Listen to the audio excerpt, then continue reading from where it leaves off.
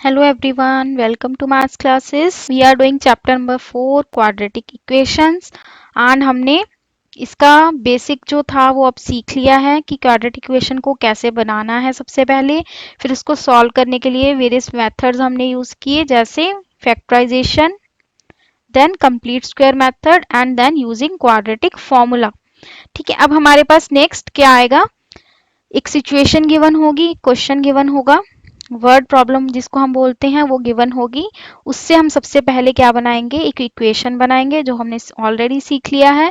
फिर हम उसके सोल्यूशन निकालेंगे। देखो अब यहाँ पे अगर इस टाइप का क्वेश्चन आता है तो आप किसी भी मेथड से उसके जो रूट्स हैं, एक्स की वैल्यूज हैं, वो फाइंड कर सकते हैं जो आपको इजी लगता है उस वे से। Let's start the question. Example number 11 is find two consecutive odd positive integers, sum of whose square is 290. Consecutive I think आपको मीनिंग पता होगा। कंसेक्यूटिव का मतलब होता है, मैं आपको बता देती हूँ, लगातार, जिसको हम हिंदी में बोलते हैं, मतलब एक के बाद एक जो ऑड पॉजिटिव नंबर आते हैं। ऑड पॉजिटिव इंटीजर्स की बात हो रही है। जैसे पॉजिटिव है, पॉजिटिव की एग्जांपल ले लेते हैं। मान लो 3 हमारे पास इंटीजर है, ठीक है, तो 3 जो है हमारा, उसका जो कंसेक्यूटिव इंटीजर होगा वो क्या होगा, ऑड की बात कर रहे हैं हम यहाँ पे, तो उसके बाद या उससे पहले वाला उसके नेबरिंग बोल सकते होगा। तो 3 से पहले कौन सा आता है, ऑड नंबर 1, और उसके बाद कौन सा आता है, 5।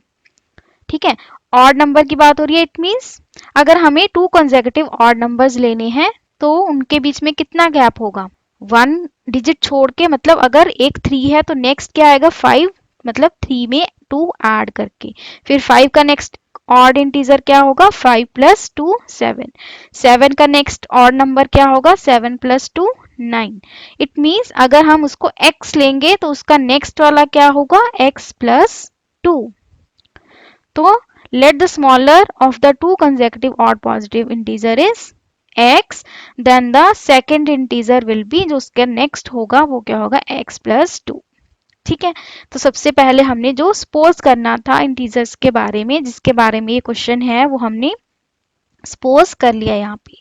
उसके बाद जो कंडीशन है हम वो अप्लाई करेंगे। लेट्स सी क्या कंडीशन है, सम ऑफ हुज स्क्वायर्स इज 290, कि वो जो नंबर्स है अब हमारे, अगर हम उनका सम करें, सिंपल नहीं है सम, उनके स्क्वायर्स का सम बोला है।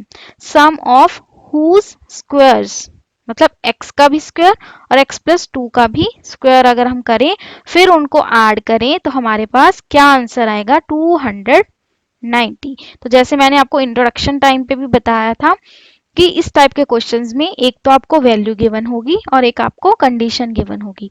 तो वैल्यू हमें यहाँ पे 290 गिवन है और एक हमें कंडीशन गिवन है।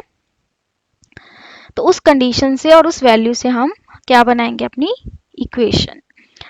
तो क्या बोला है, according to question, sum of the squares of these two integers, तो x का स्क्वायर प्लस x प्लस 2 का होल स्क्वायर, क्योंकि ये पूरा ही नंबर का स्क्वायर करना है, तो x प्लस 2 एक हमारे पास नंबर है, उसका होल स्क्वायर होगा, इज इक्वल्स टू 290 हमें गिवन है। तो अकॉर्डिंग टू क्वेश्चन हमने क्या बना ली, इसकी एक equation. Now we will simplify the equation before solving it. तो सॉल्व करने से पहले हम इसको सिंप्लीफाई करेंगे। तो x square as it is, फिर ये हमारी आइडेंटिटी लग जाएगी a प्लस बी का होल स्क्वायर, तो a square that is x square plus 2a भी, तो क्या आ जाएगा 4x प्लस बी स्क्वायर, क्या आ जाएगा 4, इक्वल्स में वही 290। फिर हम इसको सॉल्व करेंगे। देखो x square plus x square 2x स्क्वायर, देन 4x, x की कोई और वैल्यू नहीं है, सिर्फ 4x ही है। फिर 290 को हम इधर ले आएंगे राइट हैंड साइड में, तो 4 माइनस 290 क्या हो जाएगा, माइनस 286 इज इक्वल्स टू 0।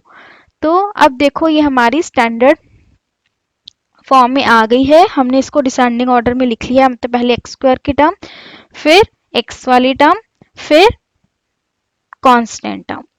ठीक है, नेक्स्ट स्टेप में इन्होंने सबको 2 से डिवाइड किया। तो देखो ये भी मैंने बताया हुआ तो कि अगर आपको लगता है कि ये सारे एक ही टेबल से डिविजिबल हैं, सारे कोफिशिएंट, जैसे 2, भी 2 के टेबल में आता है, 4 भी 2 के टेबल में आता है, 286 भी 2 के टेबल में आता है।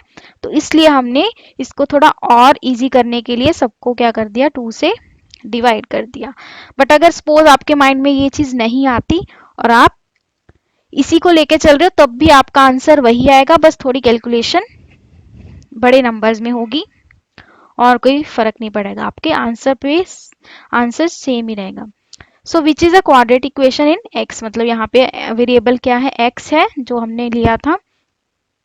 तो अब यहाँ पे इन्होंने किस मेथड से सॉल्व किया, क्वाड्रेटिक फॉर्मूला से। आज मैंने बोला था ये थोड़ा इजी हो जाता है और सिंपल है, बस आपको फॉर्मूला लर्न करना है। तो क्या था फॉर्मूला, अब आपको लर्न हो जाना चाहिए, minus b plus minus root में b square minus 4ac, b square minus 4ac and upon में क्या आ जाएगा, 2a। जिन्होंने लर्न कर लिया फॉर्मूला वेरी गुड, और जिन्होंने नहीं लर्न किया उनको लर्न करना है। तो इसी फॉर्मूला को यूज करके हमने पुट कर लिया, यहाँ पे a कितना हमारा 1, b है 2 और c है -143। तो यहाँ पे हमने वो वैल्यूज को पुट कर दिया है, उसको सॉल्व करके हमारे पास क्या आ गया, x इज इक्वल्स टू 11 और x इज इक्वल्स टू -13।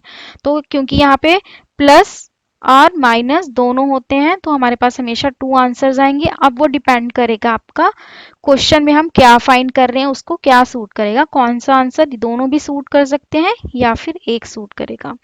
तो यहाँ पे देखो क्वेश्चन में जो हम निकाल रहे थे इसमें दिया हुआ है ऑड पॉजिटिव इंटीजर, मतलब हमें पॉजिटिव वाला ही आंसर लेना है।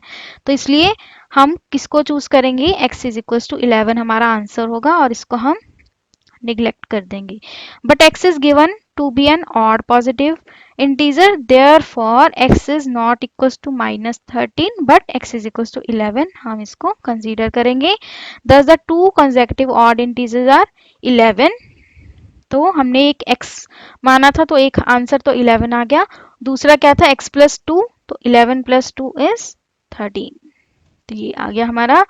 तो चेक भी कर सकते हैं, देखो आप इस क्वेश्चन को चेक करके देख सकते हो कैसे, जो कंडीशंस वाले ऐसे क्वेश्चंस होते हैं उसी कंडीशन को हम चेक करते हैं कि जो इन्होंने कंडीशन दी थी क्या वो उसको सेटिस्फाई करता है कि नहीं।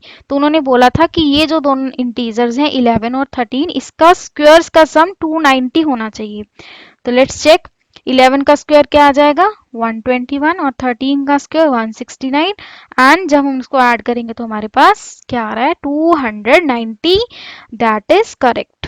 तो इट मीन्स हमारा जो आंसर है वो करेक्ट है। So this way you can check your answer as well. I hope अब आपको ये क्वेश्चंस जो है वो इजी लगने लग गए होंगे और आपको ये क्वेश्चन भी, ये एग्जाम्पल भी इजीली समझ में आ गई होगी।